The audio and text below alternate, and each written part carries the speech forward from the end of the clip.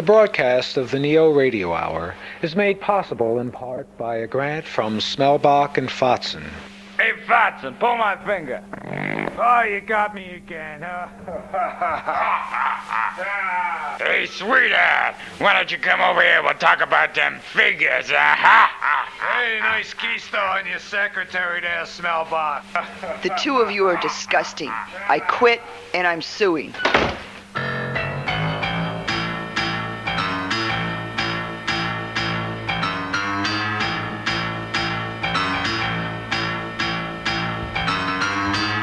Hi, I'm Peter Donalds. This is the NeoRadio Hour, home of independent writers, musicians, and home tapers, the folk artists of the electronic age. We've got the usual eclectic mix of scenes, stories, and sound sculpture tonight, including several Neo bits from our own studios.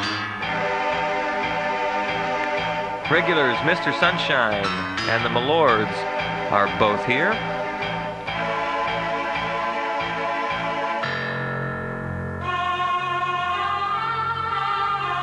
And in conversation, San Francisco singer, songwriter, and mother of two, Elida Stockham. It's the NeoRadio Hour, independent audio art. And now, Alex Rayberg presents Moish Goyim in the 25th Century!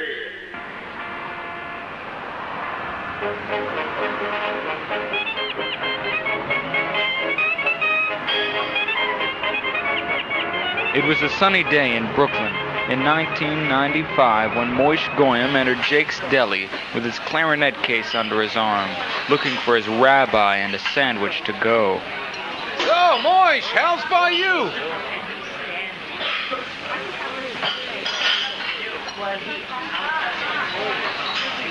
I just saw him.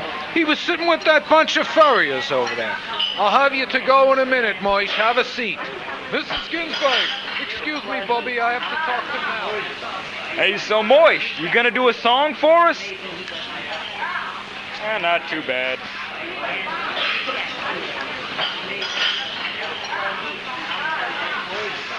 I'll be there, Moish. I saw him upstairs at table 6 with the diamond brokers. Sidney, would you hurry up with that seltzer? My condition's backing up. Oh, right away, Mr. Wiener. Moish, your brisket's ready. Hey, what's that? Yo, what are you guys doing with the freezer there? Hey, wait a minute. Hey, there's a small problem. Come on, tell us what's going on here. No. All right, Sidney, get everybody out of here. Everybody else! The freezer's gonna blow! Not without my sandwich! Boys, you'll never make it! I gotta have that sandwich!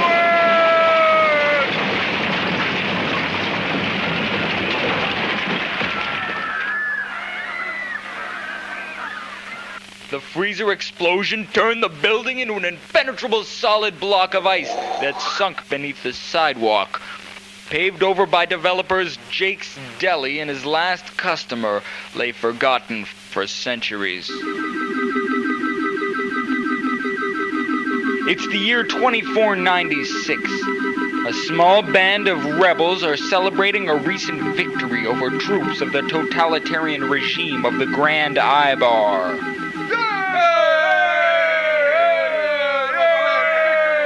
Silence. Bellowed their leader. You must dig a place to sleep before you earn the right to celebration. Yeah, Ming's right. Ibar's reserves will be upon us by daybreak. Now we gotta dig our own grave. Yeah, Jesus. Ming, What is it? we've hit ice. Let me through. Make way for Ming. Stand back. I am melted with my thermal enzyme ray gun.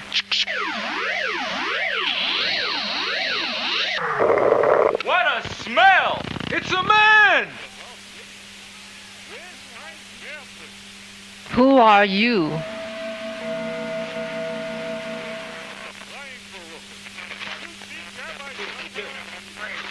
How dare you? I am Ming, the mercenary, enemy of the Grand Ibar and all his followers.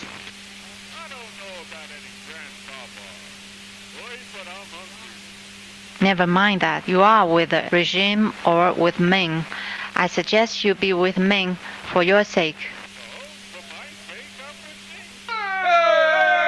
me. What is the purpose of that small case? Some ancient weapon?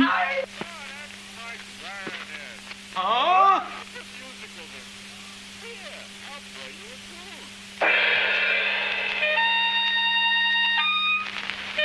Moish played with a longing for a time past, a longing for a sandwich.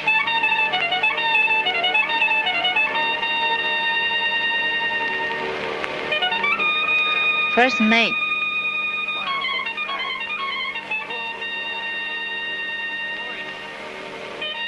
I have my own thoughts on the matter, Rajneesh.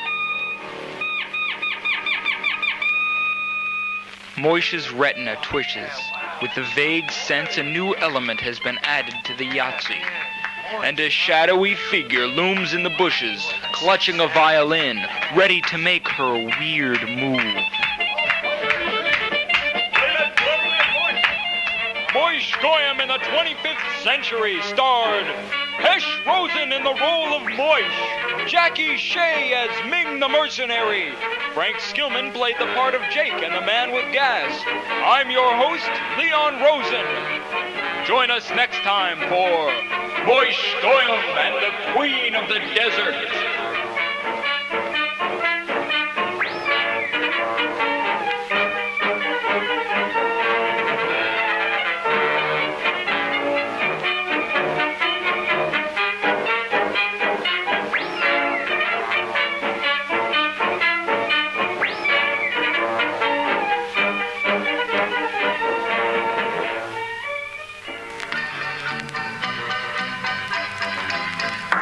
Neo Radio Hour.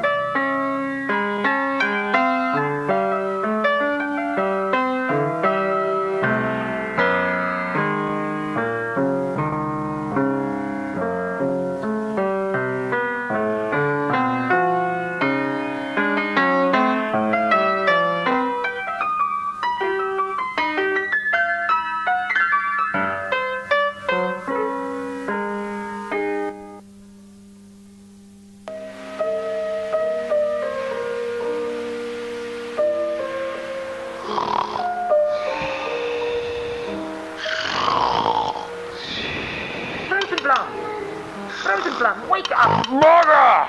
It's the revolution! Rosenblum! Oh, Skillworth. Open the window. How did you get up here? I have a pile of servants beneath me, my lord. Dress in haste. We're off to the continent. My carriage awaits. Momentarily, Skillworth. A servant! Coming, my lordship. So why is it, Skillworth, you deem it necessary to disturb my slumber? All in due time, my lord. Wait! Driver, stop! What is it, my lord? That odd fellow along the riverbank. Why, it's a hunchback, my lord. I want a hunchback. For your posture as pleasing as it is, my lord. Your levity is not appreciated, Rosenblum. A hunchback lends a classical touch to one's belfry, you know. And at parties, the ladies find them ever so exciting. Then let us seize the moment. Footman, my fishing rod. Rosenblum, divert the knave. You there, humpity-dumpity fellow! Got him! Reel him in, Skillworth! Yes, reel him in! Good show! You there. Being on the land of Skillworth, you are now the property of Skillworth. Ride on top of the carriage. You are now in my employ. Push on, driver. So you were about to tell me, Skillworth, why you had me up at such a dreadful hour. Oh, yes, Rosenblum. I must tell you this story.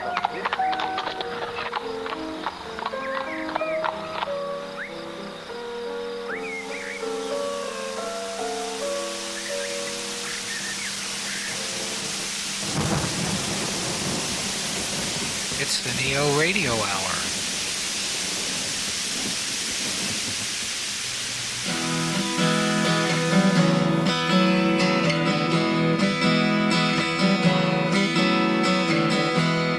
I write this song to you because the love I feel is true. If I listen to my heart, I know we'll never be apart. Take it lightly, let that go. Feel it strong and it will grow. If you listen to your dreams, you'll find out what love really means.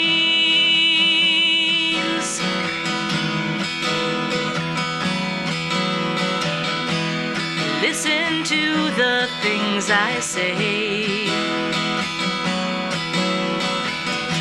and I will be there night and day.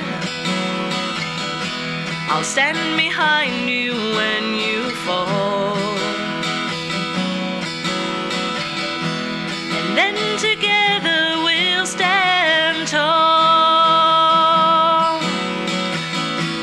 Take it lightly, say goodbye. Any doubts must surely die. If you listen to your dreams, you'll find out what love really means.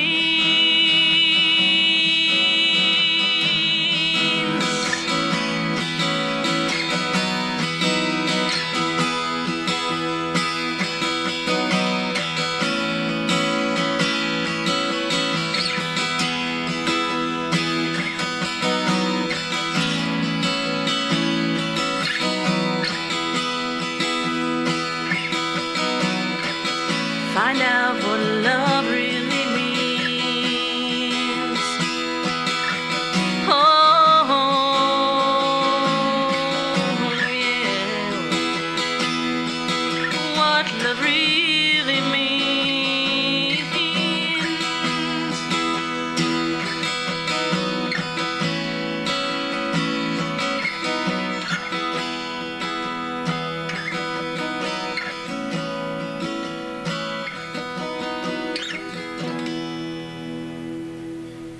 You wrote that this morning? Yeah.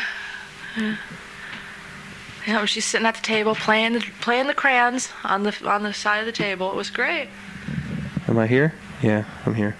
Just doesn't sound very good. Okay, that's more like it.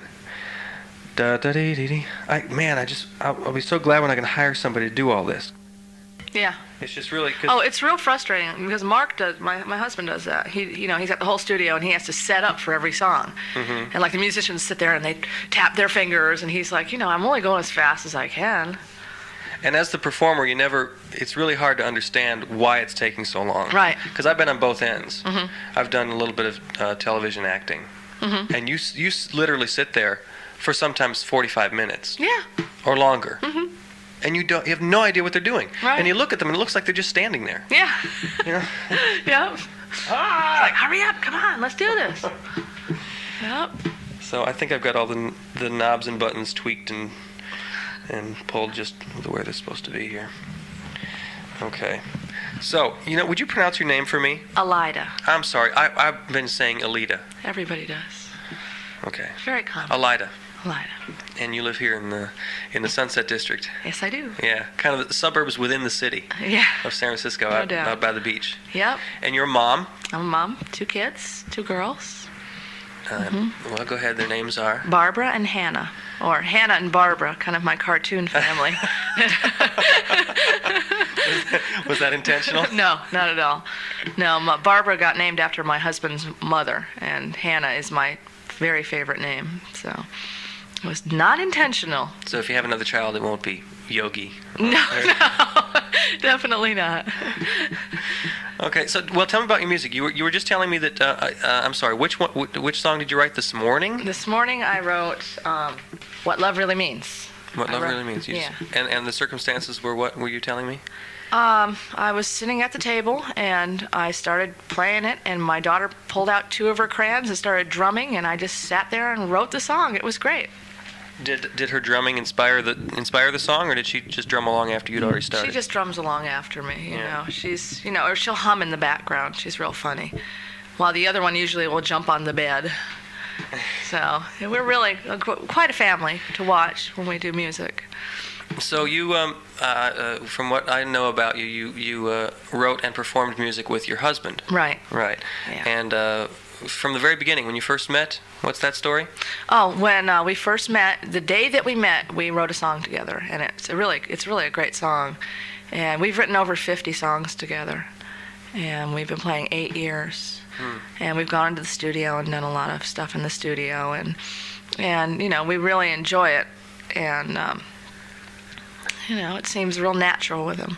So what level did you reach, if I may say it that way, professionally? I mean, you were opening for people, or you gigging in clubs, or playing high school dances? Well, basically, we did studio work. We did tapes. We played out a couple times, but it was nothing big. Mm-hmm. It was never anything. It was just playing. We did a wedding once, and but we really didn't get to the stage part. We never really got that far. Did you want to? Was that a big driving factor? Not really, because we were real comfortable in the studio putting stuff on tape. We have a demo tape that we did, and it just never really got any farther than that.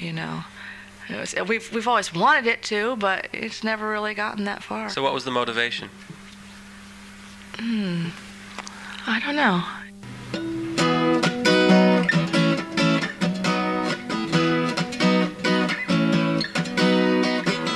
I know it's not the end of the world, just 'cause I can't be your girl. I sit alone and I cry to myself. Oh, baby, I don't want no one else. But you don't need no pressure, and you don't need no chains. You don't need to look so guilty. What's bound to happen anyway?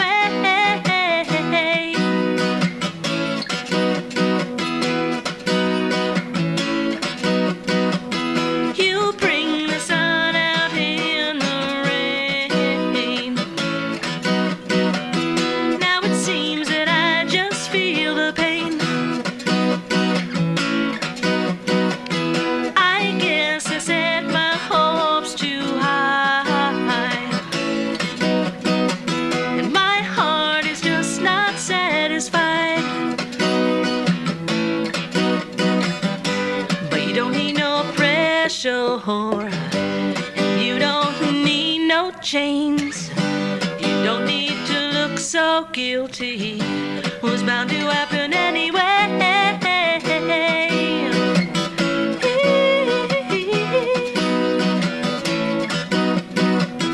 I know it's not the end of the world,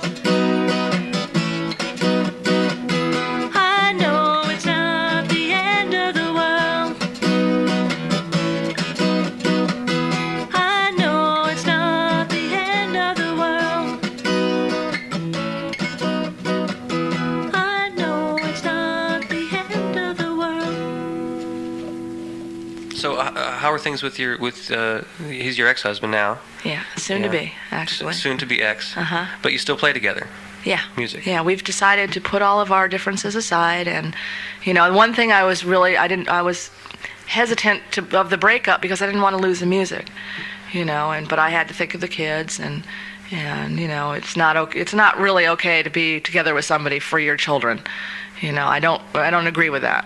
I think that it's very important for mommy to be happy and for daddy to be happy, and if it's separately, that's the way it should be. And I really thought that, the music was like the hardest part because it's so strong with us. I mean, 90% of the time we're, coming up with something. And finally we put our differences aside and we're going to still play together. So I won't get personal and ask you about your, the cause of your breakup. Mm-hmm. But I am curious, did the music hold you together, or were there problems within the music too? Oh, there's always problems within music when you're playing with someone, I think. It's like... There's always somebody who wants to be on top, and there's always, a lot of the problems I have within the music playing with Mark is that he always wants to be up front, and he wants me in the back, and I'm the lead vocalist. So we've always had problems with that. And if we bring in other musicians, there's always some conflict. I feel that a band has to be together and be a family. You have to live and breathe and think each other all the time. And that's hard. It's hard to find people that you can do that with. Sure. It's hard in families. Yeah. It's really going to be hard in the family you're trying to create. Right. Yeah. Right. So your music, since the breakup, your music alone, how has that been? I mean, you continue to write. Yeah. I've actually, it's just coming out of me in gobs. It's just, I've written 12 songs in 6 months. Which is like amazing. Usually it's 3 a year, Are they good? Do you like them? Oh yeah, they're fun. Great. I love to play them. It keeps me in tune. Mm-hmm. I get to say things I don't normally say. It just. Do you have an audience? Your kids? My kids. Yeah. My kids, and then once in a while a neighbor here or there. You really kind of define what the show's about. Mm-hmm. The show's about people doing it for no good reason except it's a good thing to do. Yeah, it's fun. It's fun.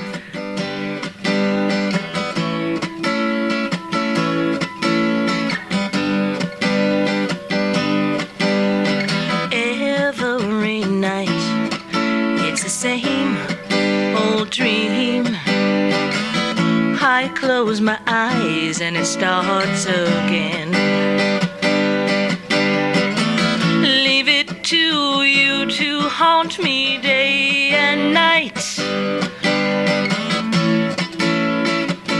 Alright, you win.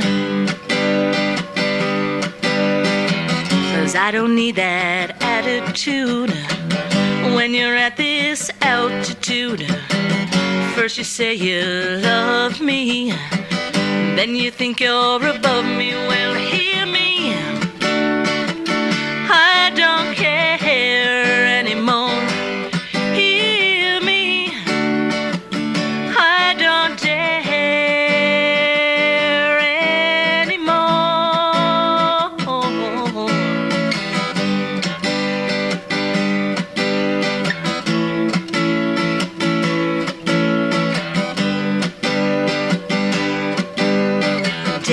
Every day it's the same routine. Get out of bed, try and forget the dream. When will you free me from your spell? Oh well, I give, 'cause I don't need that attitude.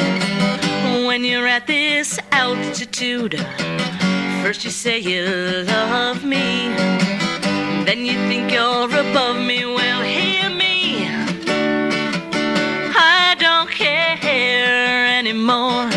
Hear me, I don't dare anymore.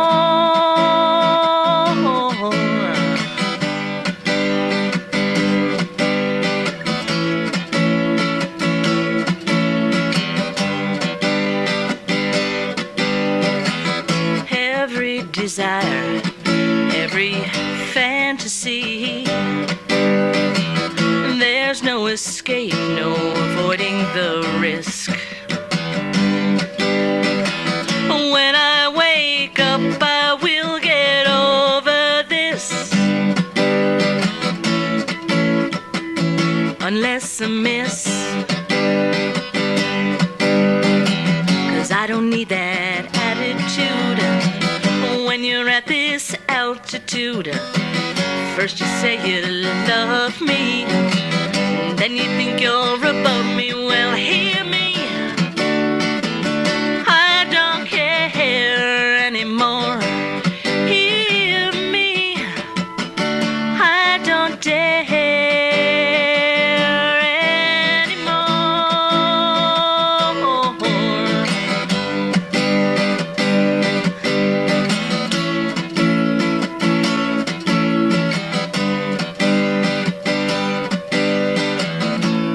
Is there any story with that goes along with that song?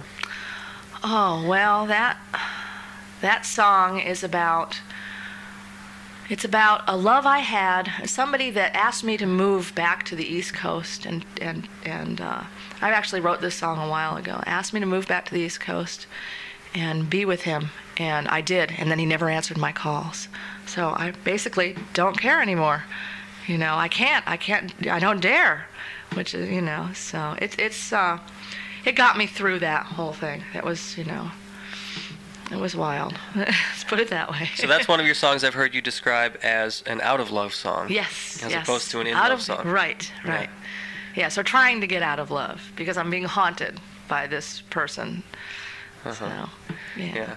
A lot of your songs, as you've said, are about being in love or out of love, and a lot of times they're clear to the listener what it's about. I'm curious about Spaces. Spaces. That doesn't seem to be quite as... No, it's not. Spaces is a song that just came out one day because the music sounded haunting, and there was a poster on my wall, and it said "Secured." So it just kind of like flowed out of me, and it got picked up on tape, and it was Spaces, secured looks and solemn faces. And it was really, it just flowed. It's one of my husband's and my favorite songs to do. Because, you know, he has all the keyboard effects in the background, and it really sounds neat. Yeah. Well, I like the sound this way, too. I really like guitar and voice very much. Yeah.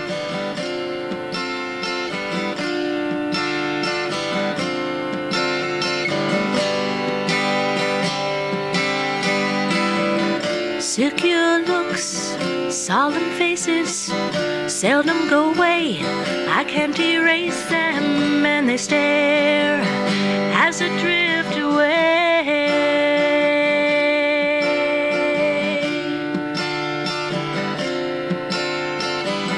A voice was heard, meek and mild, turned into a laugh.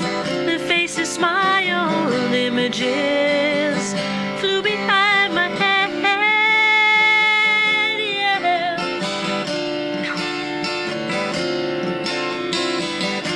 As I cry, I see the system falling. I hear the words, they are distantly calling. I fall on my knees and erase with the time at hand. I see the light burning distantly from the land.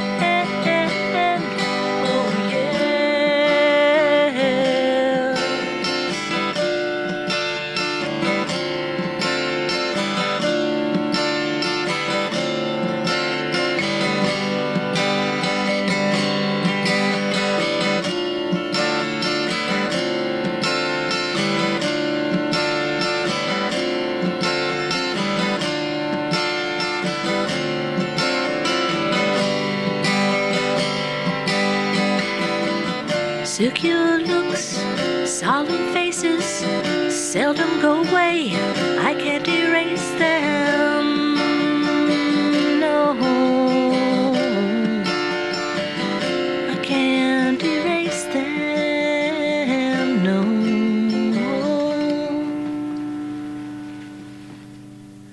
Singer-songwriter Elida Stockham in conversation tonight I'm Peter Donalds. You're listening to the NeoRadio Hour. Independent audio art.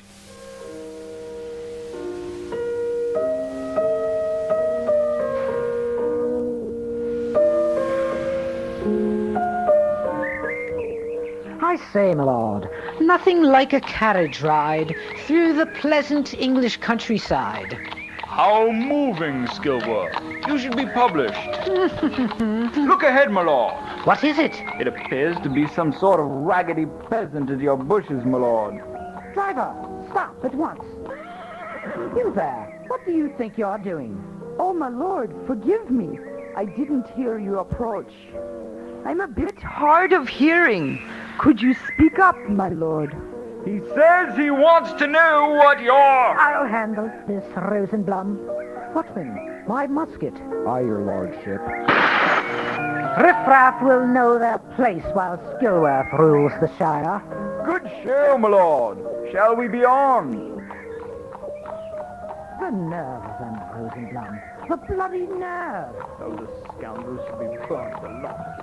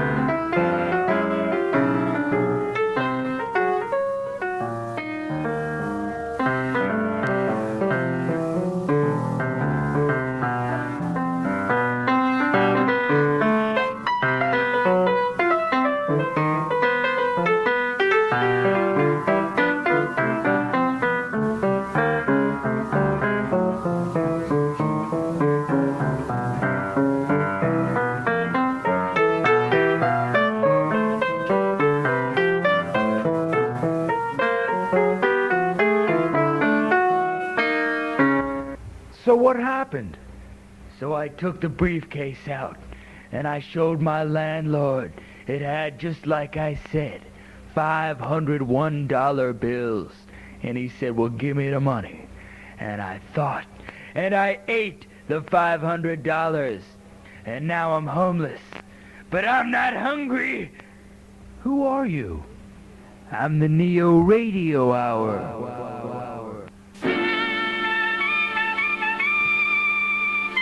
Isosceles Greenberg at large. Isosceles Greenberg is a wonderful human being and a true friend. His manner is gentle and graceful, and he takes well to compliments, citing his source as the old Greenberg charm.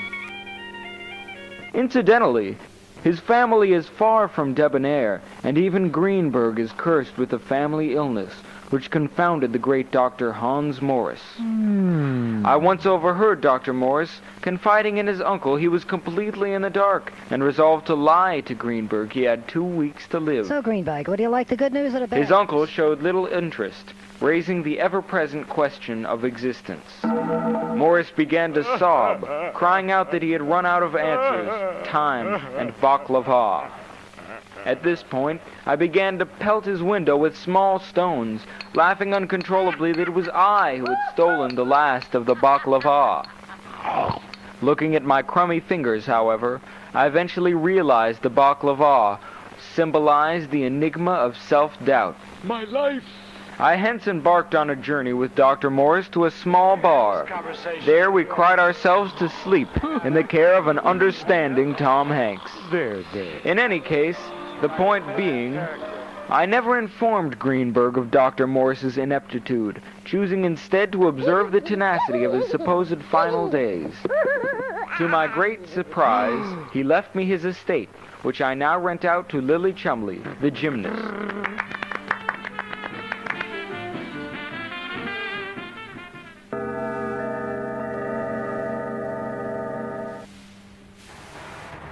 Isosceles Greenberg at large. Part 2. Greenberg spent quite a bit of time focusing on the theory of innate potential. He argued vehemently that instinct rarely exists, especially in such genres as sexual attraction and dentistry. Occasionally, I would drop into Joe's Deli to find him in a raging debate with the village genius.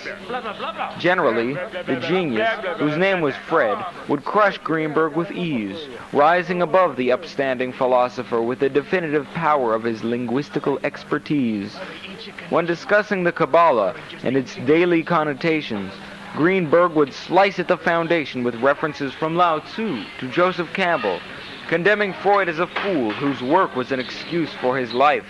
In the same way, it should be noted, he explained the price of a good sandwich.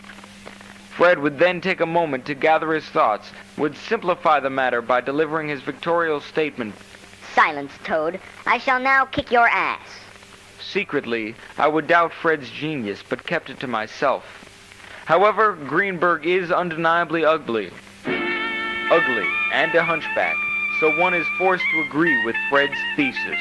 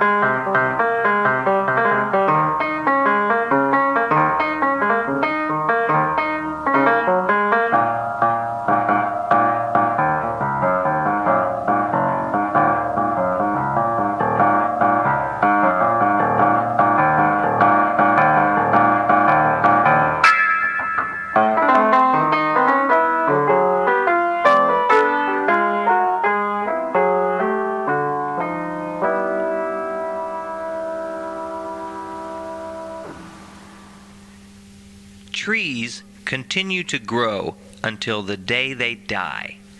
Their branches reach out and up. They twist and curl. They envelop close neighbors, make them their own, and continue their vigilant drive to become. Rocks sit for decades, for centuries. They slowly modify according to the whims of wind and water. Chunks of them get kicked around, and other chunks become our sidewalks and cornerstones. Each pebble has an undeniable, irreversible, yet secret history, known only within its own organic memory. The bee tends the flower, while a fly scavenges the backside of a horse. It and the horse, as much as the bee and the flower, as well as the rock and the tree and any other thing you can name, are perfect beings, in that they live and behave in a manner perfectly consistent with their nature. They are active participants in a dynamic world. They are in a constant mode of creating and discovering who and what they are. I envy the tree, the rock, the fly, and the horse for their innate knowledge of their own potential. I envy the fact that every move they make, every moment of their existence, is a step toward that potential. Can we humans say the same? Does every moment of our lives bring us closer to our own potential? Or is much of our life spent in pursuits that blind us to our potential? What makes us active participants in the living world? What constitutes our days, our lives, with creating and becoming who we are? Sleeping, eating? Sure. Sex, I guess for some. Commerce, politics, religion? Less likely. Art? Absolutely. If to reach our potential is to find our truest nature in and of the world around us, then we must ask two questions. 1. What is it that makes us uniquely human? 2. What is it that joins us to the world in which we live? The answer has come to each of us in glimpses every day. That moment of connection when we can feel and see beyond our senses. That moment when for an instant we are able to bridge the gulf between our singular conscious selves and the whole of life. Does our unique human consciousness create this gulf or simply comprehend it? If we can say a tree is conscious in any sense, it is, as I have said, in its innate ability to reach its own potential. It is one with its nature. It knows no such gulf between itself and the world. If the gulf between self and world truly exists, then our comprehension of this fact would make us superior to trees. On the other hand, if the separation between self and nature is an invention of our particular consciousness, then we might conclude that, well, we could learn a lot from a tree. No matter what the answer, for better or worse, it remains that this feature is the very thing that makes us uniquely human. But what about the other half of the equation? Our ability to bridge that gap, to join with the whole. The former without the latter, that is, the awareness of the gulf without the bridge over the gulf, is the stuff of cynics and nihilists. They sit with whining resignation over the inadequacies of humankind. Who then are the bridge builders? The artists. Of all the human pursuits, art reaches the very core of our humanness. It locates and speaks to the one common denominator that both joins us and sets us apart from the world. Through storytelling, literature, music, painting, poetry, performance, any of the traditional or conceptual arts, the artist and the audience act together to create this bridge, this connection, this space in time. It can be a solitary experience. It can happen for the artist in the act of production, for the audience while engaged with the work, or together in cases of collaboration, performance, interactive, or participatory art. Taking out the garbage, cleaning under the toilet, voting for president. There's nothing wrong with doing these things. They're perfectly appropriate and necessary activities. They are what we do to survive as humans. But they do not define us, and they certainly do not make us human.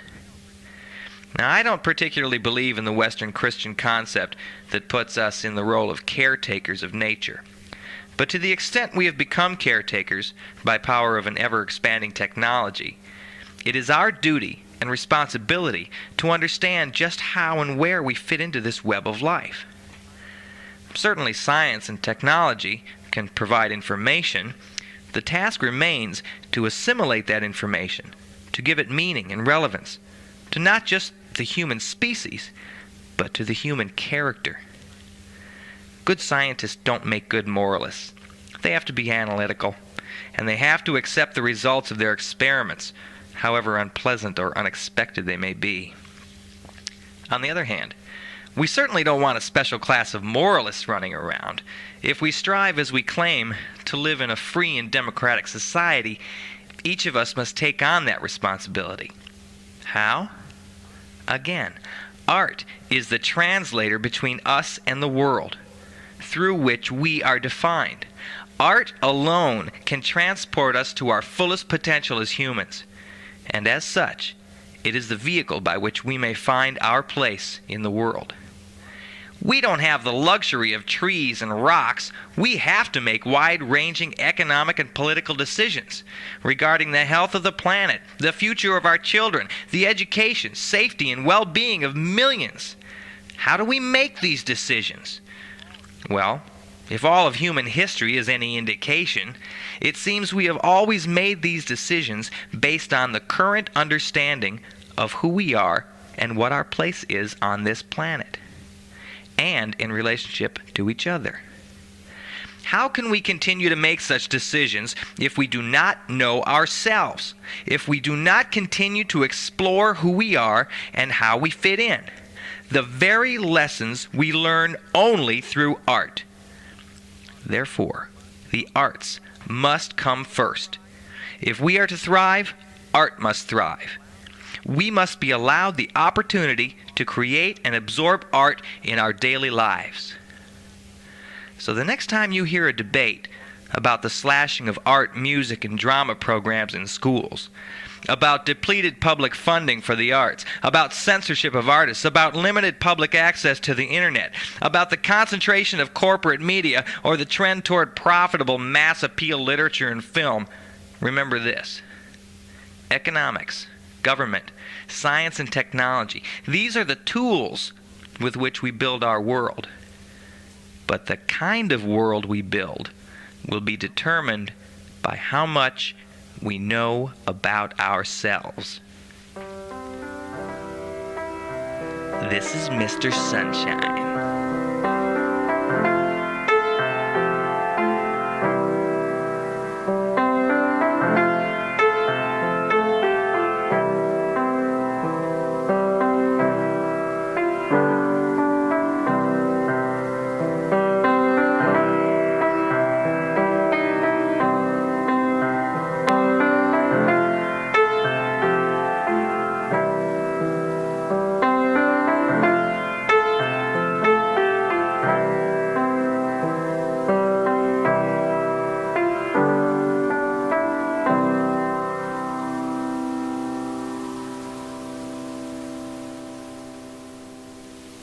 Great Wall of China is now a dream come true. Challenging, native, and beautiful. A dream come true. Thousands welcome you. A place for long walks.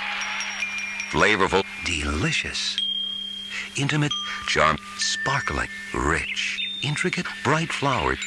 The color burst of contemplation. The sounds and the smells of nature. Built of hard work, and dreams. And dreams, and dreams, and dreams. A testament of gracious living. Here you'll find uncommon luxury. Each room has a personality that is all its own. A world of rich, shining, intimate, sparkling stained glass. And so it is. One more time for me. And so, the place stands apart, where traditions and history live on. The time is now. The place is now. There was a place in search of the American dream.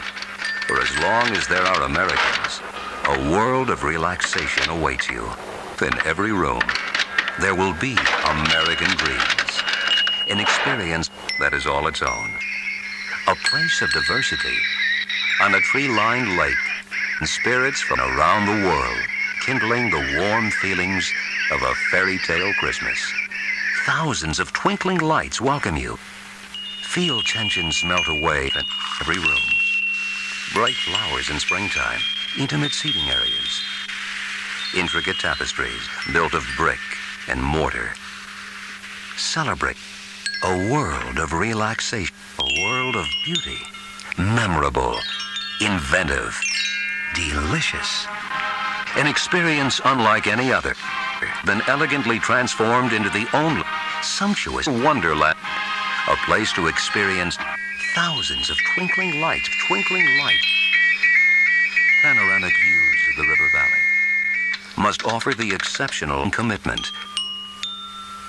What was once an inspiration to enjoy the fruits of their labors stands apart. And so it is to offer the exception, yet beautiful, and people still come here. There was a time, long-standing, a testament unlike any other, a testament to live in the moment. A dream come true.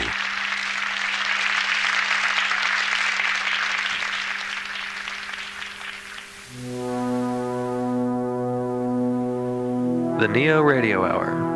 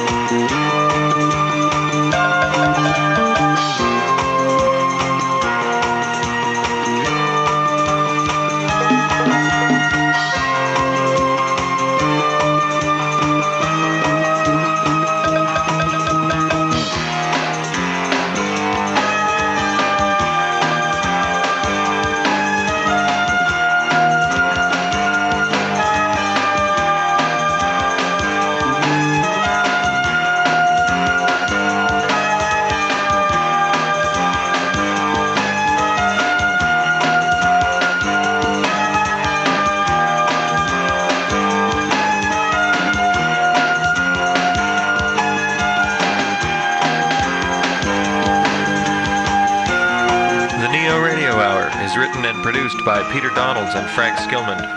Contributing artists this time around: Hesh Rosen, Jackie Shea, Leon Rosen, Lisa Kucharski, and Ron Lance. In conversation this time, it was singer-songwriter Elida Stockham. Thanks to Elida. And it's time to remind you that everything you hear on the program comes to us from independent writers, musicians, and home tapers, the folk artists of the electronic age. It's the Neo Radio Hour, independent audio art. Thanks for listening. Hope you taped it. I'm Peter Donalds.